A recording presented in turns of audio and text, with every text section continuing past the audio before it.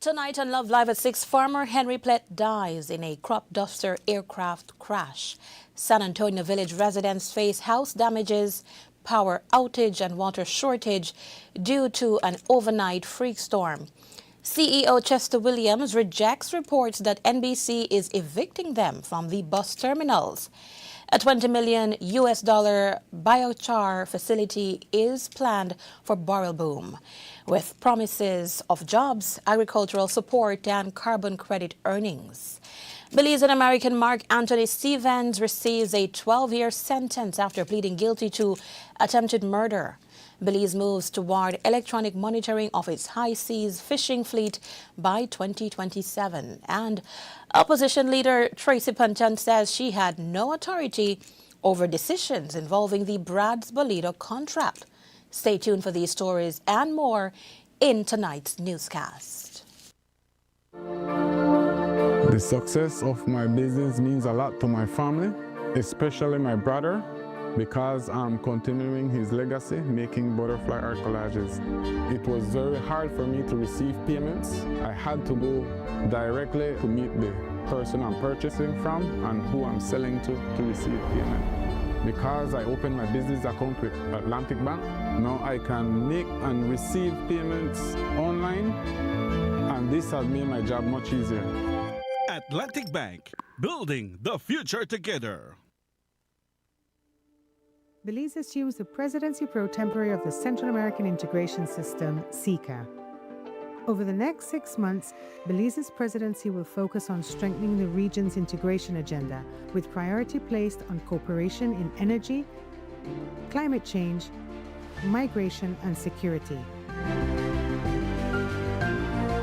A strong and effective regional integration is the foundation upon which a better future for all Central Americans must be built. Introducing GrowWatt, a global leader in distributed energy solutions, delivering innovative solar technology trusted around the world. Engineered for reliability, designed for sustainability, built to power every scenario, powering homes, empowering businesses, creating a smarter energy future for Belize. For residential hybrid systems that maximize energy independence, to homes across Belize benefiting from smarter, more efficient power management.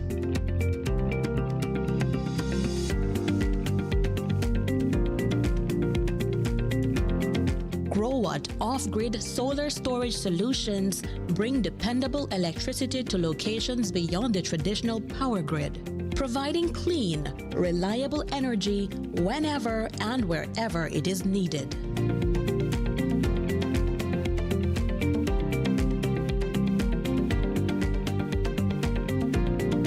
For businesses, GrowWatt delivers powerful commercial and industrial energy solutions that help reduce operating costs while improving energy security, including proven installations right here in Belize, helping businesses operate efficiently with dependable solar energy systems.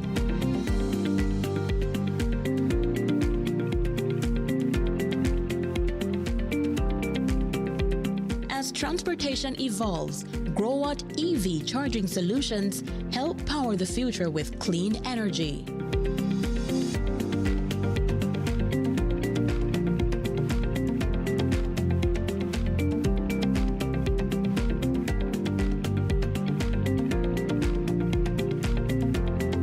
Need power on the move? GrowWatt portable solar power solutions provide flexible energy for construction sites, events, emergency applications, and temporary installations. GrowWatt delivers energy-smart solutions for a greener future. Distributed in Belize by Llano Supplies, 112 Ranchita Village, Corozal Town.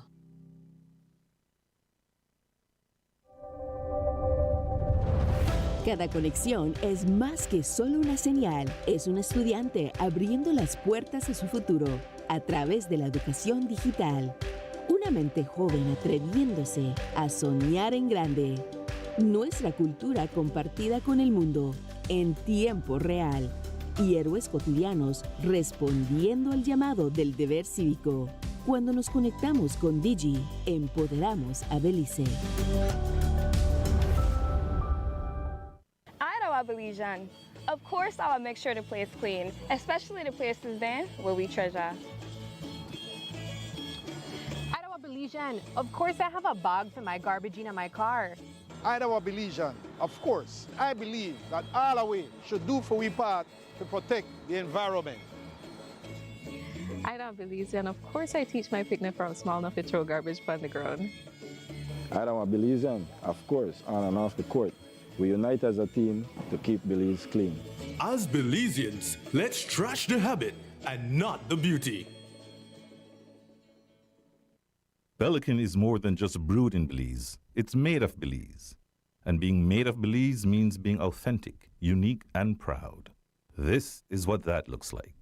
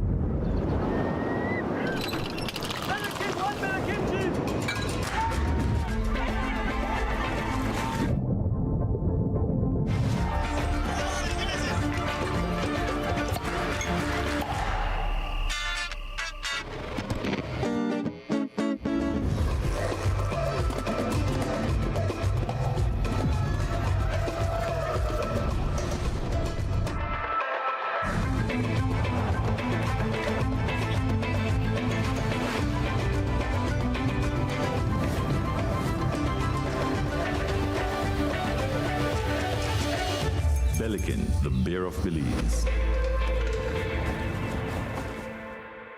There are many stories to be shared about what it means to be made of Belize.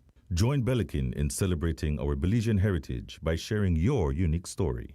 A few of these stories will be selected to be produced into Pelican Made of Belize videos. Those chosen will receive Pelican Bear for a year and will be invited to join us during production. Let's tell the stories of what it means to be made of Belize. Please send us a WhatsApp message at 630-6519 or email us at madeofbelize@skz.bz.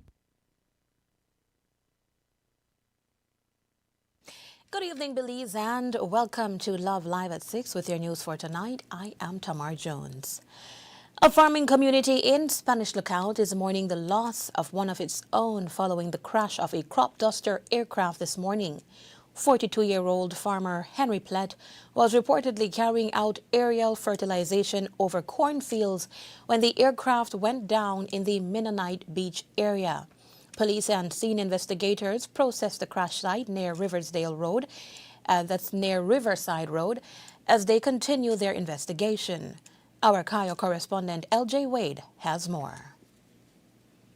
This video captured the last moments of 42-year-old pilot Henry Plett's life. The tragic aircraft incident occurred shortly after 9 o'clock this morning in the Barton Rame area of Spanish Lookout. The entire ordeal was captured on video by a member of the community. The video shows the aircraft that Plett was piloting soaring through the sky. Plett was spreading fertilizer in his crop duster when the aircraft began losing altitude, causing the vessel to turn upside down and make a crash landing in a nearby field. Spanish Lookout's emergency personnel quickly arrived on the scene, but Plett reportedly died on impact. Norman Dyke, one of the three representatives of Spanish Lookout, spoke about the incident. I just know that a plane was spreading fertilizer and it had some incident and it crash landed. So. Could you talk about Mr. Plett, his role in the community? What type of person was he? Well, he was a farmer. He did farming, chickens and grains, and then also flying planes. So I I feel for the family. They'll definitely miss him. So our condolences go out to the families. So far, there has been no official report as to what may have caused the tragic incident. Plett was a long-standing member of the Spanish lookout and aviation community, serving for aero crop dusting as a ground and dispatch crew member since 2012. Reporting for Love News, LJ Wade. The yellow crop duster aircraft bore tail number N4523L and was found crashed in a pasture. Plett was unmarried and had no children. His body was removed from the scene and taken to the morgue just after midday.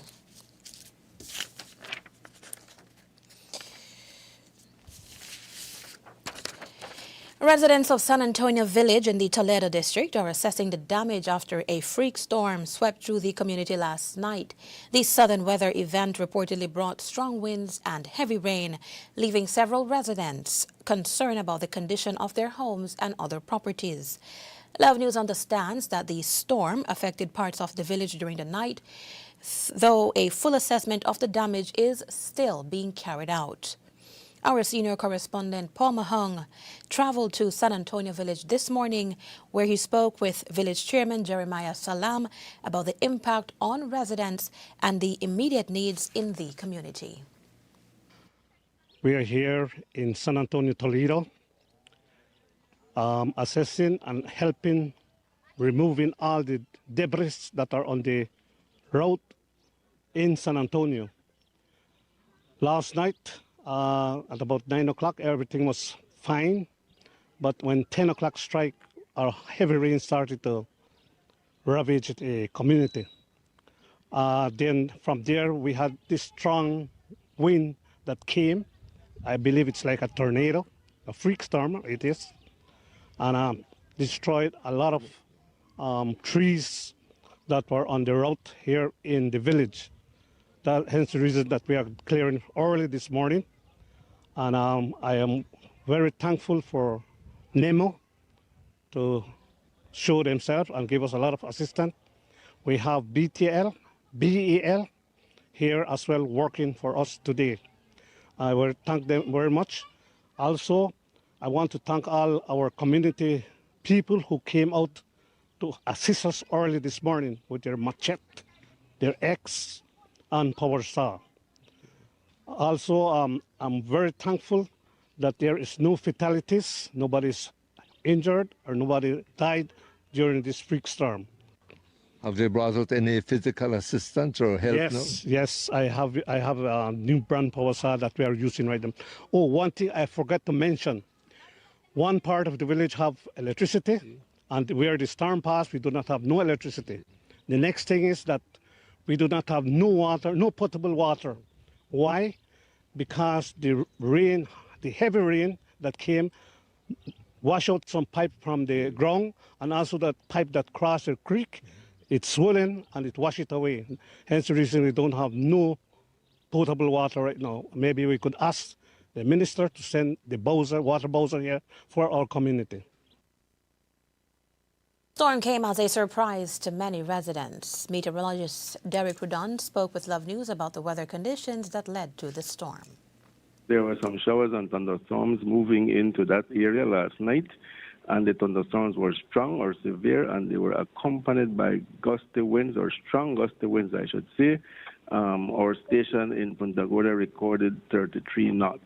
So, and I don't think the incident occurred in Punta Gorda.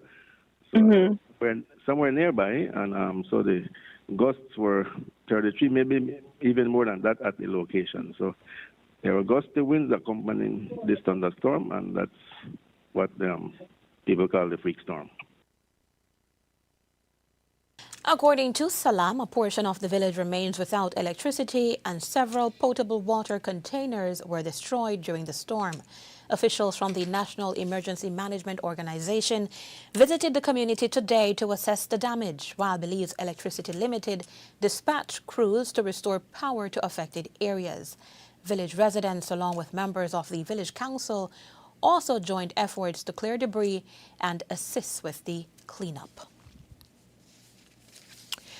CARICOM heads of government have agreed to seek an advisory opinion from the Caribbean Court of Justice, CCJ, on the process used to reappoint Secretary General Dr. Carla Burnett following an objection raised by Trinidad and Tobago.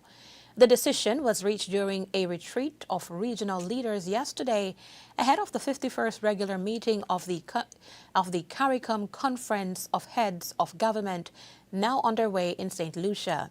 Trinidad and Tobago has maintained that the reappointment process should be examined by the CCJ, which serves as the treaty interpretation body for the community. CARICOM says it will now commence proceedings under Article 212 of the revised Treaty of Tragoramas to obtain the court's opinion.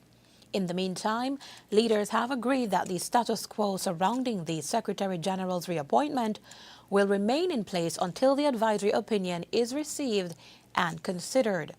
The issue was among the matters raised during the summit's opening session by outgoing CARICOM Chairman and Prime Minister of St. Kitts and Nevis, Dr. Terence Drew. While not naming any country directly, Dr. Drew spoke about the need for member states to manage differences through the community's established mechanisms and avoid allowing internal disputes to dominate the regional agenda. Whenever this community faces matters of great significance, let us ensure that every head of government makes every effort to be present for our retreats and caucuses to resolve matters in-house. Those sessions remain among CARICOM's greatest strengths. Away from cameras and prepared statements, colleagues speak candidly. Trust is strengthened. Misunderstandings are resolved. Consensus is built. No newspaper headline has ever solved a disagreement among Caribbean leaders. They have done the opposite. No public commentary has ever replaced honest dialogue, but respectful conversation among colleagues committed to a common purpose has repeatedly strengthened this community. May we always preserve that tradition. And so, my colleagues, the reaffirmation of our unity was never the destination. It was the foundation. CARICOM says the decision to seek the CCJ's guidance is intended to settle the matter amicably while allowing the community to continue its work. Martinique has officially become the 7th associate member of the Caribbean community, strengthening CARICOM ties with the French Caribbean territory. The island's accession took effect on June 16 and was formally recognized during the opening ceremony of the 51st regular meeting of CARICOM heads of government in St. Lucia. Martinique joins Anguilla, Bermuda, the British Virgin Islands, the Cayman Islands, Curacao, and the Turks and Caicos Islands as associate members of the regional bloc. As Secretary General Dr. Carla Burnett faces opposition in her recent appointment, she welcomed Martinique and spoke on the essence and importance of unity and inclusion. CARICOM Eminent Persons Group continues to work with stakeholders to facilitate dialogue and participation of political and civil society representatives of the people of Haiti, with a view to promoting broad consensus on the pathways and mechanisms to achieving peace and security, and holding credible elections as agreed. The range of issues confronting our young people dictates that regional policies and solutions for their development cannot be fragmented or reactive. Instead, they must be strategic, anchored in real-world experiences, and empower their participation. Martinique remains an overseas region of France and part of the European Union. As an associate member, however, Martinique will not hold voting rights in CARICOM decision-making and does not participate as a sovereign state in the community's governance structures. CARICOM leaders say the expansion of associate membership is a testament to its determination to build stronger partnerships across the wider Caribbean and to address shared regional challenges through greater cooperation. Leader of the opposition, Tracy Panton, is responding after coming under repeated criticism from members of the Briceño administration over the controversial Brads-Bolito contract. Panton says that although she served as a Minister of State during the former UDP administration, she had no authority or decision-making role in relation to the agreement. The Brads-Bolito arrangement has long been a target of criticism by the PUP, particularly over tax concessions granted to government lotteries under the former administration. Panton says she should not be held responsible for decisions made around the contract, maintaining that her ministerial position did not carry authority over the matter. Nobody unilaterally under the Barrow administration approved anything. I don't know if people remember that I was a Minister of State. I was not a substantive minister, but I say that to say the Minister of State has no authority to sign any legal agreements on behalf of the government of that nature. It comes from the Attorney General's ministry, and it comes from the substantive minister at the time. But I will go further. Under my administration of that process, those recommendations after the approval from cabinet went to the contractor general for review and for scrutiny to make sure that those contracts were being executed to the letter of the law. I have served this country diligently for 40 years, and at no time in any position I have served in this country have I used my office or my authority for personal gain, to enrich my friends and family, to enrich myself, to try to garner any benefits that does not serve the interests of this country and the interests of the people. In May 2022, Prime Minister John Briceño tabled the Lotteries Control Amendment Regulations, introducing a 12.5% tax on Bolito, lottery and jackpot operations.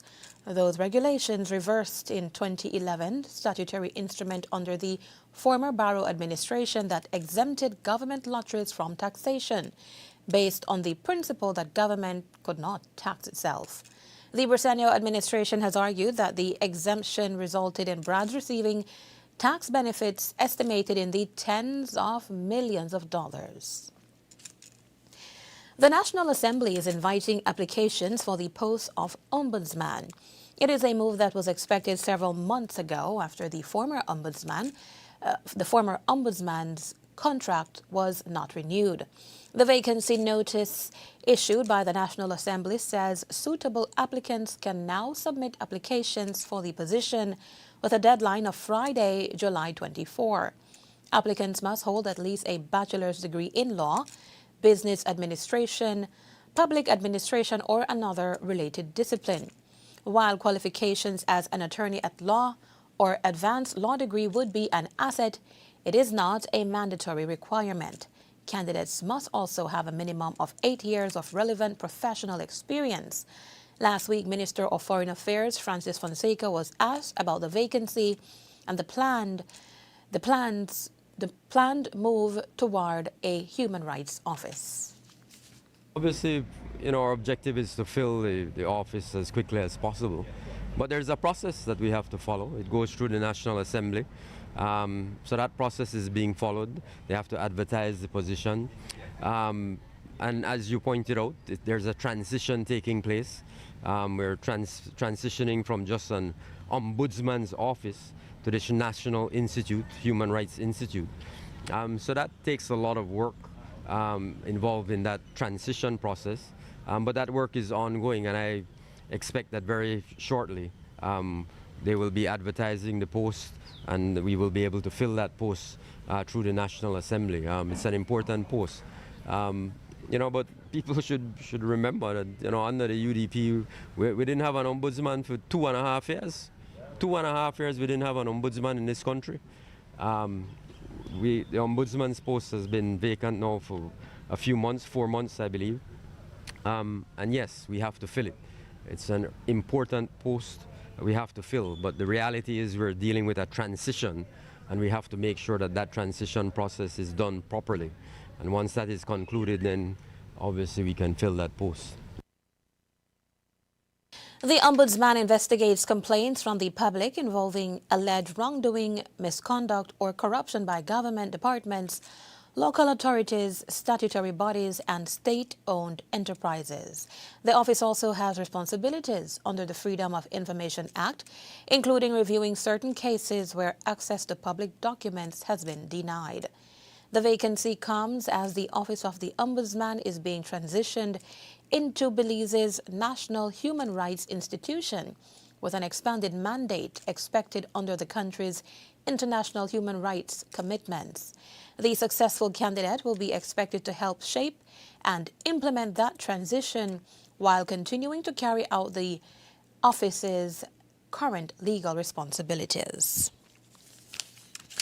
The history and heritage of the Maya people were in focus in Corozal on Sunday as residents gathered for a forum on how DNA research is helping trace the links between present-day families and the ancient Maya civilization. The event was held at the Corozal House of Culture and featured findings from the Corozal Population History Project, a decade-long initiative led by Professor Rick Smith of George Mason University. The project brings together NICH, the Institute of Archaeology, Tuwan Masehul NGO, and international researchers. The study compares DNA samples from residents with archaeological and historical records connected to the Chactamal Maya community. Researchers say one key finding is that Maya genetic ancestry remains strongly represented among many Corozal families today. Professor Smith says the work is not only adding to the historical record, but also helping communities better understand and preserve their identity. NICH and the Institute of Archaeology helped us design the project and also approved it, right? And then we have a local community partner here, To'one Masawalun, as well as multiple communities of or villages of Mayan people in the region that we met with over the course of a couple of years. And so that's how the project became possible, right? It's through NICH and through To'one Masawalun. And so with To'one Masawalun and Miss Adela Viejos, with Doña Henara, with Dr. Neen Fakin, with Doña Henara Cano, Don Roy Rodriguez, and others, we began visiting villages, right? We stayed here in Corozal. We talked to people around Corozal town. We began going into the villages and asking people about their history, right? What they knew about it, where their families came from, and whether they might want to participate in a genetic study about the history of Mayan people in northern Belize. Among the participants was Ruby Ramirez, who says receiving her DNA results gave her a deeper connection to her family's past and renewed pride in her Maya heritage. Well, I was asked to give a saliva sample so that they could take it to the University of Kentucky or Mason University and tell us what our DNA said about our Mayan ancestry. So I did that, and when the report came back, it says that I am over 72% Maya, and the rest was just a combination of European but what really was good for me to know was that 2% was African. So that means one of my grandparents was the real deal. So that made me very excited that I did not know that ever. Organizers say the project will continue documenting the region's population history while encouraging younger generations to value and preserve Maya culture, traditions, and identity.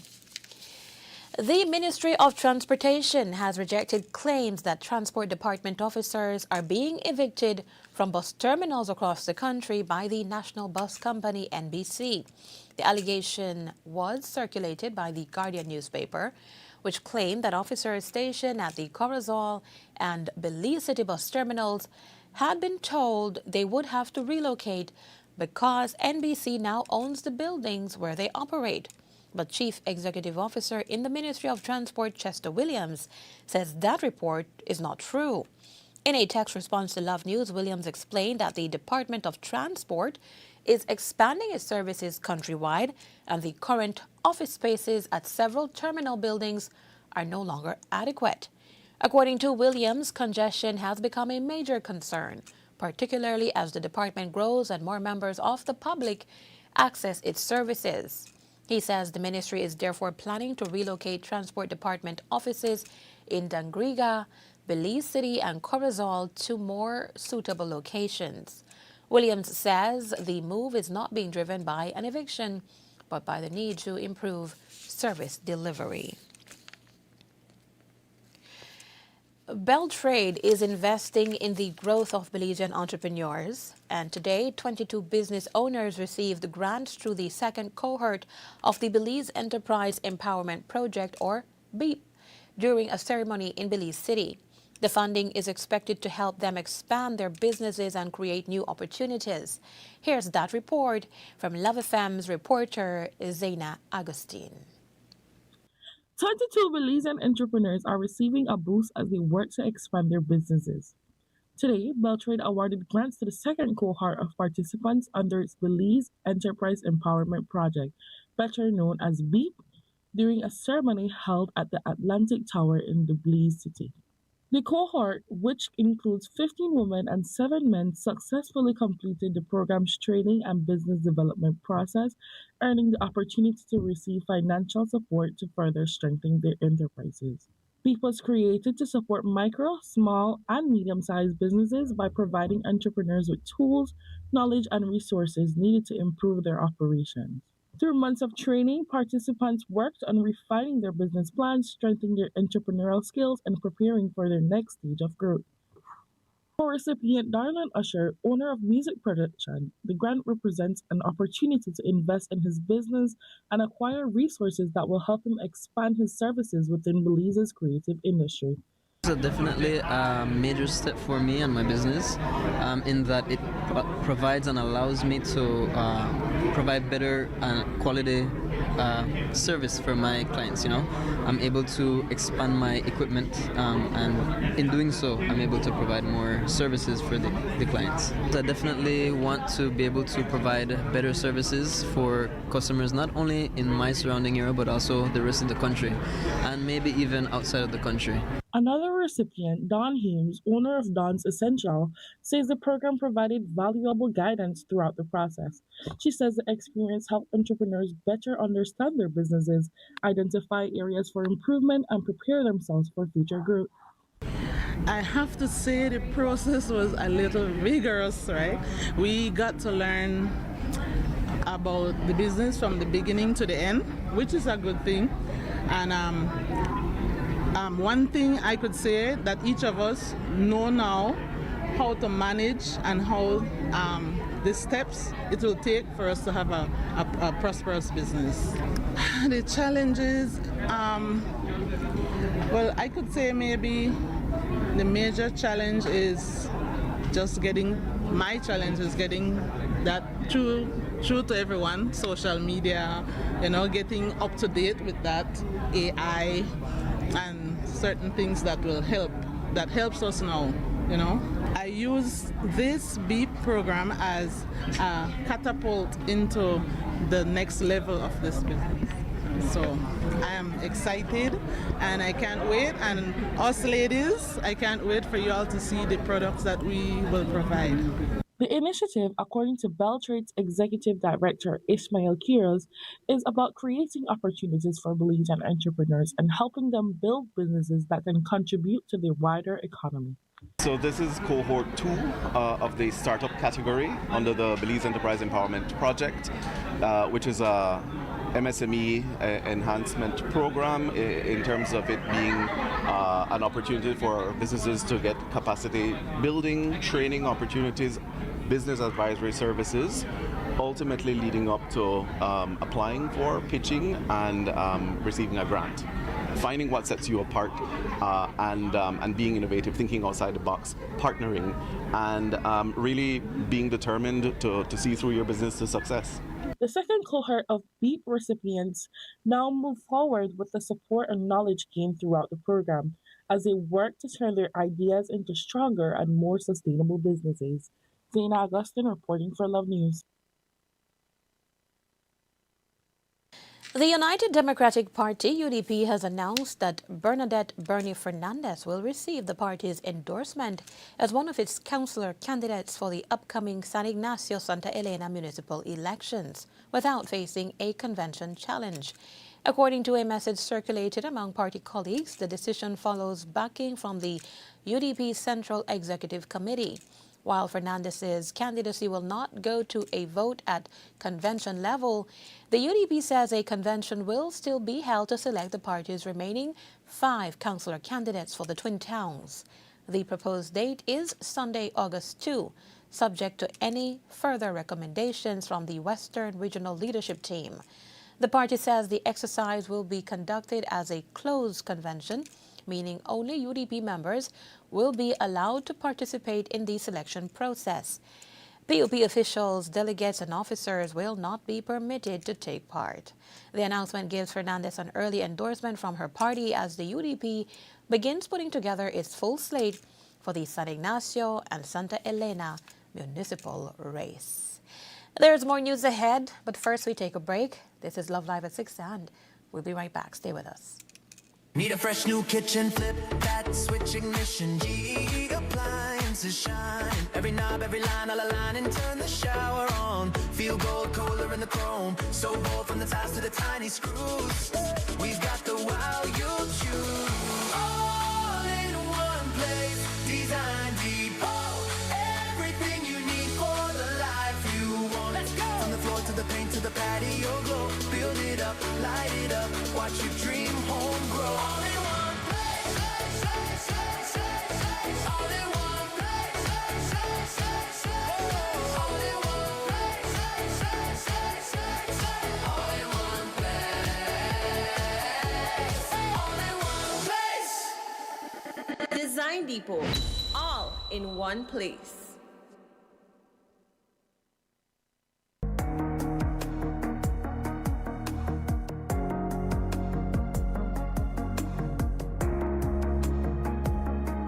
People, not businesses, power the economy.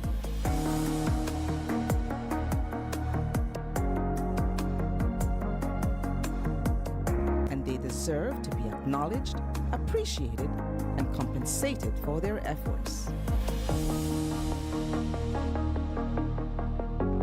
Because when your people are successful, so is your business.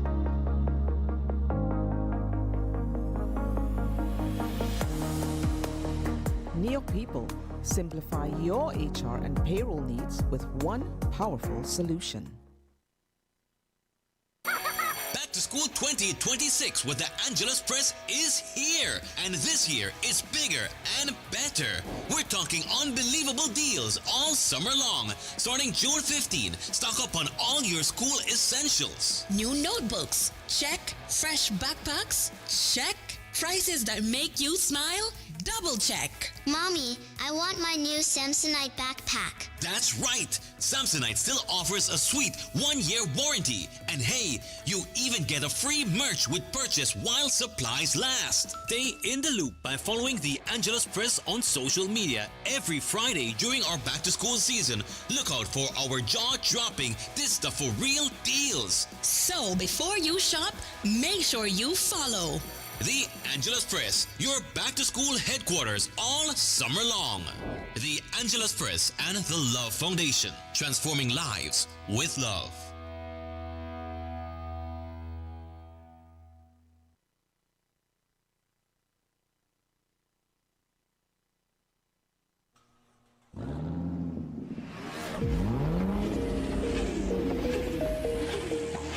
Rev up your engines at Puma Energy and get ready for an exciting chance to fuel, fill, and win. For every $30 purchase on fuel, a liter of lubricant, or $10 at Super 7, get a ticket to win one of 20 fuel prizes of $1,000. And here's the thrill. Fill up with premium Clean Tech Pro and double your chances of winning. Don't miss out on this incredible opportunity. Head to Puma Energy and Super 7 today for your chance to fuel, fill, and win.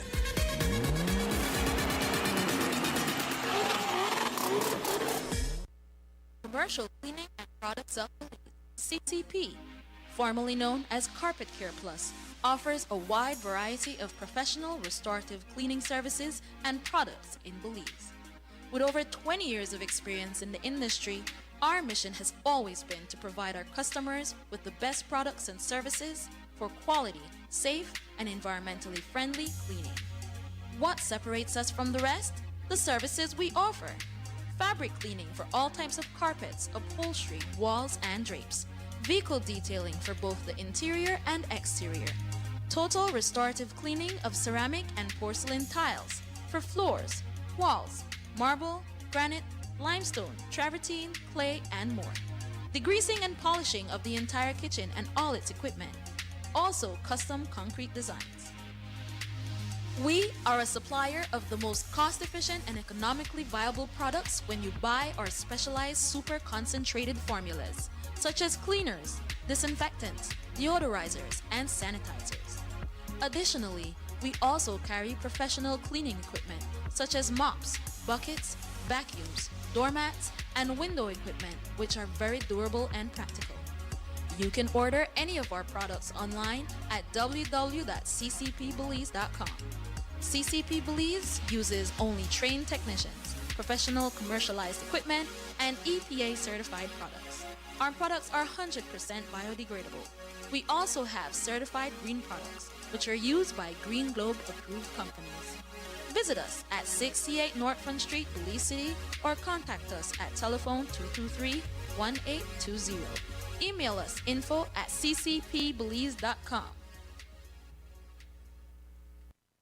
And we welcome you back to Love Live at 6. Yesterday, fishers and cooperative leaders gathered in Belize City for the 36th annual general meeting of the Belize Fishermen Cooperative Association. The meeting was held at the Northern Fishermen Cooperative Society Limited conference room, bringing together members of the association, representatives of the cooperative department, government officials, and regional fisherfolk partners. Chief Executive Officer in the Office of the Prime Minister, Narda Garcia, welcomed what she described as the reinvigoration of the Belize Fishermen Cooperative Association. The meeting was chaired by Nadine Nemhard, Administrative Officer of the Caribbean Network of Fisherfolk Organization. Fisherwoman Kimberly Ordinette delivered the welcome remarks, while BFCA Executive Director Sidney Fuller gave members an update on the association's work and its plans to pursue greater benefits and support for fishers. Meanwhile, Registrar of Cooperatives Gareth Murillo said that while there is room for improvement, the association remains in good standing with the department. He also urged its leadership to explore additional sources of funding to support its programs and activities. Belize's High Seas Fisheries Unit has selected the Spanish technology company Satlink to provide electronic monitoring equipment for the country's high seas fleet. The program will use cameras, sensors, and tracking devices installed on fishing vessels to record what happens at sea. The equipment will help authorities see where vessels are operating, what species are being caught, how much fish is being taken, and whether crews are following fisheries rules. The Belize High Seas Fisheries Unit says the system is part of a wider plan to have electronic monitoring in place across Belize's distant water industrial fishing fleet by 2027. The goal is to give Belize stronger control over vessels flying its flag, even when they are operating in waters far outside the country. Video footage and other information from the vessels will be sent through Starlink Internet service to secure online platform where it can be reviewed. Satlink's analysis team will then examine the recordings and prepare reports for Belizean fisheries officials. The project is being carried out under Belize's Blue Bond for Ocean Conservation program. It is supported by the Nature Conservancy and financed through the Belize Fund for Sustainable Future. Officials say the system should improve accountability in the fishing industry. make it easier to trace seafood products, and help Belize meet international standards for sustainable fishing. A facility that will produce biochar is set to open in the Belize River Valley area, with DBG Energy Limited announcing plans for an industrial-scale operation in the Barrelboom area. The private investment is expected to convert locally sourced biomass into biochar, a product that can be used to improve soil conditions for farmers. The company says the facility is being designed to process about 70,000 tons of biomass each year, producing an estimated 16,000 tons of biochar for Belize's sugar, citrus, and banana industries. Managing Director Joseph Ramirez says the project is intended to create jobs, make use of locally available biomass, and provide an added benefit to the agricultural sector. A biochar is an ag soil amendment that is generated by the thermal conversion of biomass into a carbon product that is used as a soil amendment for agricultural uses. The benefits for farming are increased yields, reduced input costs, and beneficial use of water, as it holds about 7 times its weight in water. So it makes farms more drought resilient and resistant. The major partners that I have on the project are Belizeans. Our intent is to make this a Belizean company. And of course, we are very bullish about biochar and what it could potentially do for the agricultural economy of Belize. We started development of this in one form or another a few years ago. We have spoken with all of the relevant ministries, including sustainable development. There are many ministers that are up to speed with DBG Energy as an entity. DBG Energy says the approximately $20 million project will use biomass from purposeful cultivation, including Arunda donax, as well as invasive species that can be removed from the environment. Development is underway this year, with construction and production ramp-up targeted for 2027. But beyond the sale of biochar, the company is also looking to earn foreign exchange through the sale of verified carbon removal credits on the international market. DBG Energy estimates that the facility could generate more than 42,000 tons of carbon dioxide equivalent removal credits annually, with a contract already signed for the export of its products to the United States. Ramirez says the carbon credit component is a key part of the project's business model and could help position Belize within the growing global green economy. We're pretty advanced in terms of potentially monetizing carbon credits. It is a very complex process. There are many steps to it. The first is adopting a methodology, which we have. The second is identifying a buyer, which is, takes a little bit of time. Generally, we need to have some production before we'll generate serious interest from a potential carbon buyer. So there's always a little bit of a timing issue at play, but we're pretty confident with both our approach, our knowledge, the partners that we have chosen on the carbon side, that this will be monetized, which will be a huge benefit for the sustainability and renewable goals of Belize. Ramirez says the initiative has been several years in the making, with the company engaging relevant government ministers and agencies as it worked toward bringing the private sector project to Belize. Police have arrested and charged 18-year-old Malachi Vernon of Gill Street, Belize City, in connection with an unlicensed firearm offense. Vernon was taken into custody following a police operation during which officers reportedly recovered a firearm. He has since been charged with keeping an unlicensed firearm. Police have formally arrested and charged 18-year-old Malachi Vernon of Gill Street, Belize City, for the offense of kept firearm without a gun license and kept ammunition without a gun license. The arrest follows the execution of a preventative patrol by officers attached to the Violence Prevention and Enforcement Team at around 9:30 a.m. on Gill Street, Belize City on Friday, 3rd July. The arresting officer reported that whilst on operation, he observed Mr. Vernon, whose conduct aroused his suspicion. And when Mr. Vernon was intercepted and a search was conducted on his person, this led to the discovery of a black 9mm pistol with a magazine containing 10 live rounds of 9mm ammunition. The firearm was processed and sent for ballistic testing as police continue their investigations and their efforts to remove illegal weapons from Belize City streets. Police have arrested and charged 40-year-old Roman Gamboa after he was found with suspected drugs during an operation in Bella Vista Village, Toledo.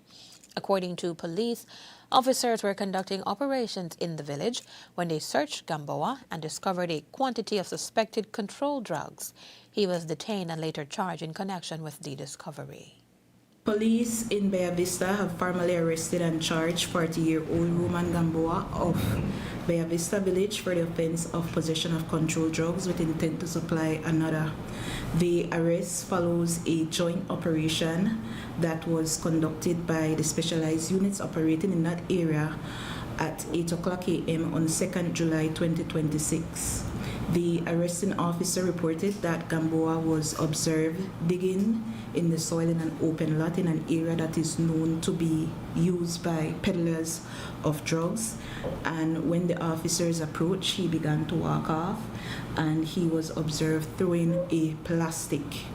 He was taken to where the plastic landed and that plastic was retrieved, and it was observed to contain 15 small foils, aluminum foils, each containing suspected crack cocaine. Gamboa was also taken back to the location some 10 feet away where he was observed digging. An additional 15 small foils of suspected crack cocaine were discovered. As a result of these findings, Gamboa was charged for 2 counts of possession of controlled drugs with intent to supply to it 2.92 grams and 3.44 grams of crack cocaine, respectively. Police say operations in Bella Vista Village will continue as part of efforts to address drug activity and other crime in the area. Police have confiscated a 9mm pistol and a magazine from a 20-year-old Belize City man following an operation in the city. Details of the police operation have not yet been fully released, but the firearm and magazine were reportedly recovered during a search involving the young man. He was subsequently detained pending further investigations. The weapon is expected to be processed by scenes of crime personnel and sent for ballistic testing to determine whether it may be connected to other crimes under investigation. Kikaka police have formally arrested and charged 45-year-old Joseph Lopez of Rowing Creek Village for 3 counts of drug trafficking following an operation at a property in that village, being Kikaka, for which led to the discovery of 87.8 grams of cannabis, 2.93 grams of cocaine, and 1.95 grams of crack cocaine. The arresting officer reported that he executed a search warrant at the residence of Lopez at around 6 o'clock a.m. on Friday, 3rd of July, which led to the discovery of the reported drugs. Police continue to appeal to the public to report information on illegal firearms and ammunition as the department maintains its focus on removing weapons from the street. Belizean American Mark Anthony Stevens has been sentenced to 12 years in prison after pleading guilty to the attempted murder of Juan Carlos Rios Pineda. The stabbing happened on Saturday night, June 8, 2024, inside the Lordridge Cemetery. The court heard that during the attack, Stevens was seen stabbing Pineda while telling him I'm going to kill you. I hope you die. Stevens entered his guilty plea last Friday, July 3, and was sentenced by Justice Pilgrim. His 12-year sentence was backdated to June 2024. And during mitigation, the court also heard a victim impact statement from Pineda, who said he continues to suffer physically, emotionally, and financially from the attack. He recalled running for his life and said Stevens stood over him, stabbing him like a crazy man. Pineda told the court that he still has flashbacks, difficulty sleeping, and often looks over his shoulder. Stevens was represented by attorney Norman Rodriguez. This is Love Live at 6. More news after this break.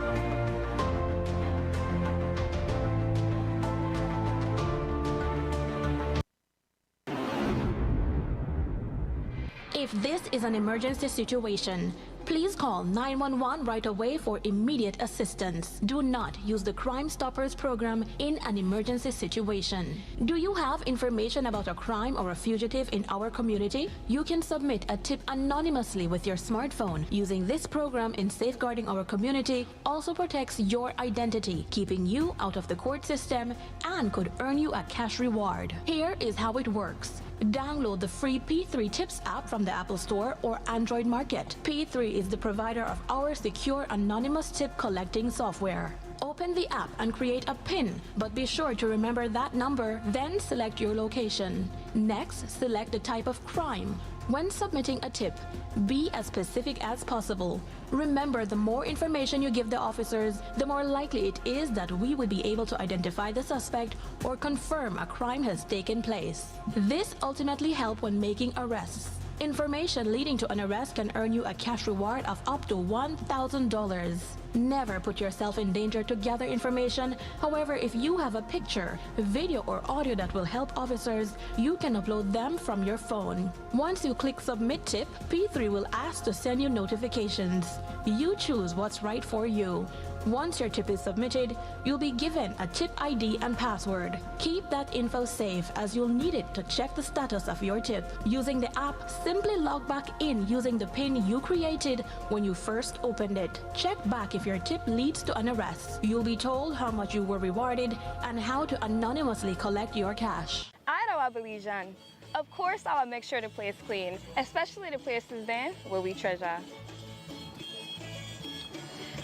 Belizean. Of course, I have a bag for my garbage in my car. Adawa Belizean. Of course, I believe that all of we should do for we part to protect the environment. Adawa Belizean. Of course, I teach my picnic from small enough to throw garbage on the ground. Adawa Belizean. Of course, on and off the court, we unite as a team to keep Belize clean. As Belizeans, let's trash the habit and not the beauty. Manholes play a critical role in keeping our sewage and drainage systems functioning properly. They allow our maintenance team to inspect, clean, and clear blockages. When covers are missing or compromised, the entire system and the public are placed at risk. Stealing or damaging manhole covers is a criminal offense and creates dangerous conditions on our streets and sidewalks. Motorists and drivers are reminded that it is an offense to park or drive on sidewalks. The weight of vehicles, large or small, can crack and dislodge manhole covers. In an ongoing effort to protect lives, property, and public infrastructure across Belize City, your Belize City Council continues its citywide manhole cover replacement program. Since the launch of this initiative, thousands of damaged or missing manhole covers have been replaced, improving safety, accessibility, and the overall appearance of our streets and sidewalks. Despite these strides, manhole covers continue to be stolen or damaged, creating serious risks for pedestrians and motorists, including severe injuries, traffic incidents, and damage to personal property. If you see a manhole cover that is broken, missing, or unsafe, report it immediately. Take a photo and share the location with us via WhatsApp at 673-9055 or by calling 227-2308. Remember, maintaining manhole covers requires a shared responsibility. Together, we can prevent accidents, protect public infrastructure, and keep Belize City safe for everyone. Your Belize City Council, always about the people. Welcome back. This is our final segment of news for tonight. Belize has used this week's CARICOM Heads of Government meeting to advance diplomatic engagement with the Republic of Korea, including discussions linked to the International Court of Justice and the wider areas of cooperation. Ambassador Oscar Arnold, Chief Executive Officer in the Ministry of Foreign Affairs and Foreign Trade, met with Jin Hyun Paik, the Republic of Korea's candidate for election to the ICJ. Pike used the meeting to present his candidature and outline his vision for service on the court. The discussions were held on the margins of the 51st regular meeting of the CARICOM Conference of Heads of Government. Also present was Jin Hae Kim, the Republic of Korea's government representative to CARICOM. Beyond the ICJ candidature, the meeting explored ways to deepen Belize-Korea relations, including possible cooperation through the Central American Bank for Economic Integration, artificial intelligence initiatives, and development within the Central American Integration System, CICA. The two sides also discussed the proposed negotiation of a visa waiver agreement between Belize and the Republic of Korea. The Ministry of Education, Culture, Science and Technology, working alongside the Global Partnership for Education and UNICEF, recently hosted a two-day Belize Partnership Compact Development Workshop. The session brought together members of the local education group, which includes education partners and stakeholders. The workshop focused on developing Belize's Education Compact, a shared roadmap intended to guide future investments, policy priorities, and coordinated action within the education system. The aim is to ensure that resources and programs are directed toward areas that can strengthen learning outcomes for students nationwide. The ministry says the process is also centered on advancing quality, inclusive, and equitable education, ensuring that all learners have greater access to opportunities, regardless of their background or location. A summer bond camp officially opened yesterday, welcoming more than 75 students between the ages of 7 and 11 for a week of learning, recreation, and personal development. The annual program is taking place at Swift Hall in Belize City and is now in its 4th year. This year, organizers introduced a new component to the camp, robotics, as a sport through a partnership with the Belize Robotics Federation. On the opening day, students were introduced to Lego Spike, prime building, and programming as Federation members guided them through hands-on activities focused on creativity, teamwork, and problem solving. The robotics sessions were led by Belize Robotics Federation President Jamie Lee Usher, Vice President Godfrey Sosa, and Secretary Luis Silva. Along with robotics, students were participating in basketball, football, and table tennis activities with support from coaches, volunteers, and from the Belize Table Tennis Association.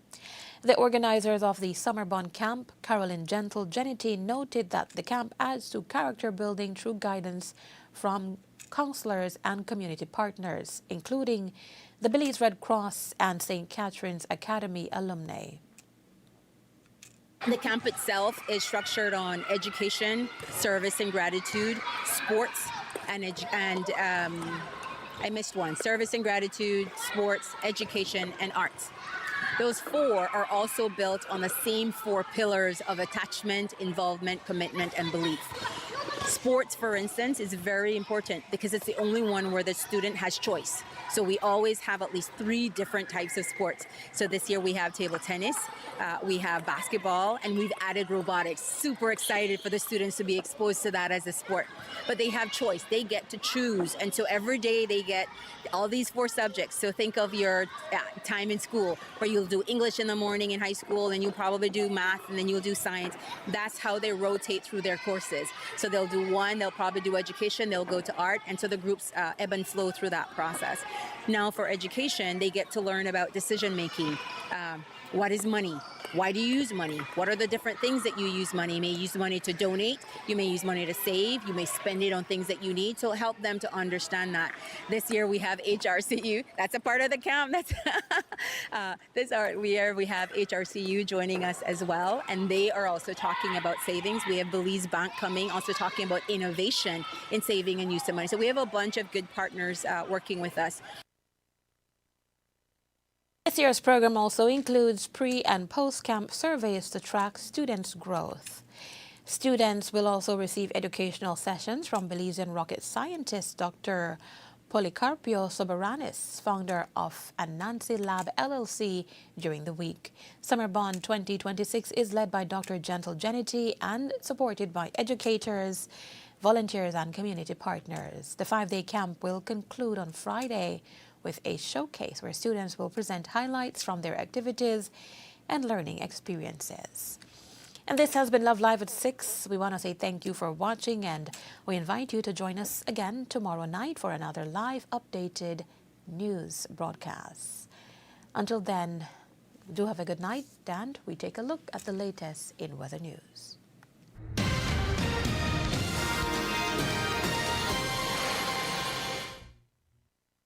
Good evening. A few showers and thunderstorms affected central and northern districts this afternoon, but showers have now become isolated. Conditions continue relatively moist and unstable and will support a few more showery outbreaks tonight and tomorrow. The 24-hour forecast is for skies to be cloudy at times, with a few showers and thunderstorms over southern and central areas tonight and tomorrow morning. Elsewhere, showers or thunderstorms will be isolated. Minimum overnight temperatures will range from 80 degrees Fahrenheit along the coast to 73 inland to 68 in the mountain pine ridge.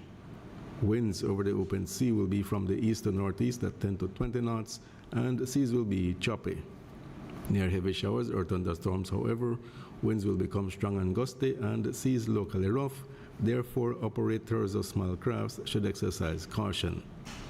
Maximum temperatures tomorrow will be around 87 Fahrenheit on the coast, 91 inland, but only 80 degrees up in the mountains. The outlook for Wednesday night and Thursday is for similar weather conditions. There's a low tide at 9:21 tonight, and the high follows at 3:31 tomorrow morning. Another low is at 10:53 also in the morning, and another high at 4:49 tomorrow evening. The moon will rise at 11:46 tonight and set at 12:46 tomorrow afternoon. Sunrise in the morning is at 5:24. Sunset tomorrow evening is at 6:31. In the tropical weather outlook, tropical cyclone formation is not expected in our area of interest during the next 48 hours. With that, we end this report from the Belize Weather Bureau.